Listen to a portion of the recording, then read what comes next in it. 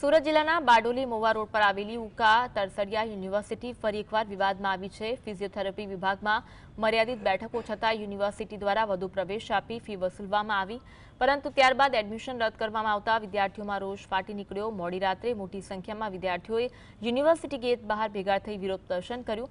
વિદ્યાર્થીઓએ આક્ષેપ કર્યો કે યુનિવર્સિટી દ્વારા તેમને ભવિષ્ય સાથે ખેલ કરવામાં આવી રહ્યો છે। સ્થળ પર મહુવા પોલીસ દોડી આવી સમગ્ર મામલાને થાળે પાડ્યો, છતાં વિદ્યાર્થીઓનું ભવિષ્ય હાલત ધરતાલ હોવાથી સમગ્ર શિક્ષણ પ્રણાલી સામે પણ સવાલો ઉઠી રહ્યા છે।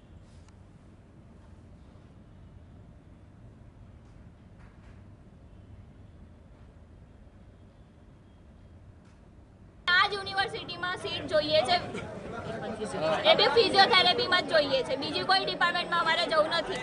આપનો દ્વારા ફીસ આપવામાં આવી છે? બધી ફીસ આપવામાં આવી છે। આ લોકોએ આખી ફીસ લીધી છે અમારી પાસેથી।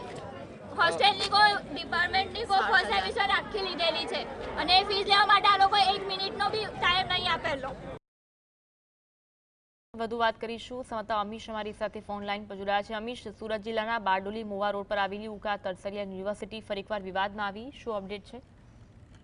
ચોક્કસ આ ઘટના ગત મોડી રાત્રે બની હતી, જ્યાં શ્રીમદ રાજચંદ્ર ફિઝિયોથેરાપી ડિપાર્ટમેન્ટ છે ઉકા તરસડિયા યુનિવર્સિટીનો 120 જેટલી મર્યાદિત સીટ હતી, છતાં પણ યુનિવર્સિટીના જવાબદાર સત્તાધીશો દ્વારા 145 થી વધુ એડમિશન લેવાયા હતા। આજે ભરતીઓ છે તેઓની ફી પણ લઈ લેવાઈ હતી, હોસ્ટેલ ફી પણ લેવાઈ હતી એવો વિદ્યાર્થીઓ અત્યારે દાવો કરી રહ્યા છે। ને ફી લીધા બાદ શૈક્ષણિક સત્ર પણ ચાલુ થયું હતું અને અડધા સત્ર તે લોકોના જે વિદ્યાર્થીઓ છે તેઓના એડમિશન રદ કરવાનો પરિપત્ર યુનિવર્સિટી દ્વારા જે તે વિદ્યાર્થીઓને આપવામાં આવ્યો હતો, જેથી વિદ્યાર્થીઓ અને વિદ્યાર્થીના જે પરિવારજનો છે તેઓ કાલે મોડી રાત્રે જ યુનિવર્સિટી ખાતે પહોંચ્યા હતા। વાઇસ ચાન્સેલર હતા તે પોતે નીકળી ગયા હતા વિદ્યાર્થીઓને વાત કર્યા સિવાય, જેથી રોષે ભરાયેલા વિદ્યાર્થીઓના વાલીઓ રસ્તા ઉપર જ બેસીને ધરણા પ્રદર્શન કર્યું હતું। મહુવા પોલીસ સ્ટેશન ઘટના સ્થળે પહોંચી હતી અને વિદ્યાર્થીઓને સમજાવટ કરી હતી અને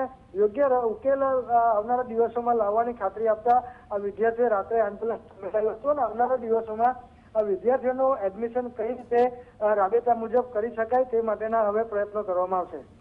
જી, આભાર માહિતી આપવા માટે।